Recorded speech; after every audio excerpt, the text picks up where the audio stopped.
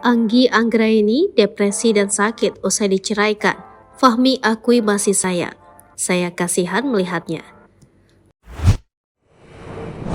Kondisi kesehatan Anggi Anggraini dikabarkan menurun dan mengalami depresi usai kasusnya viral dan diceraikan sang suami Fahmi Husaini.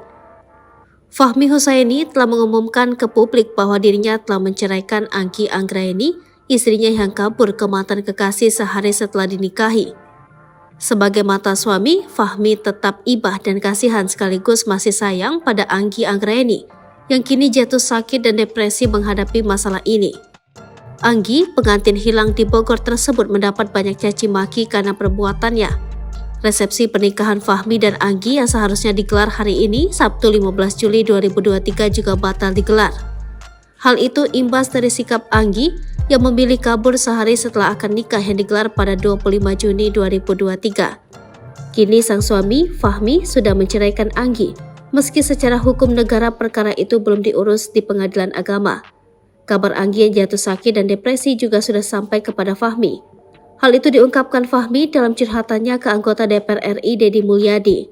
Fahmi bercerita soal keadaan Anggi sakit dan depresi di tempat persembunyian. Namun, Fahmi tidak tahu sakit apa yang diderita Anggi. Terkait posisi dan keberadaan Anggi, Fahmi mengaku tidak mengetahuinya. Mendengar cerita Fahmi, Kang Deddy penasaran. Terlebih Fahmi mengaku iba melihat kondisi mantan istrinya yang mengalami sakit dan depresi. Heran dengan rasa kasihan yang dirasakan Fahmi, Kang Deddy pun bertanya-tanya. Apakah Fahmi masih berniat rujuk atau kembali lagi ke pelukan Anggi?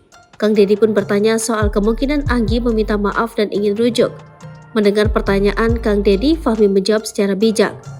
Pemuda asal desa Mekarsari, Kecamatan Ranca Bungur itu pun bersikeras hatinya enggan rujuk dengan Anggi. Apapun yang terjadi, Fahmi ogah jadi suami Anggi kembali. Kendati begitu, Fahmi mengaku masih sedikit menyayangi Anggi. Namun kalaupun Anggi nantinya bersujud di depannya untuk rujuk, Fahmi tak akan mau.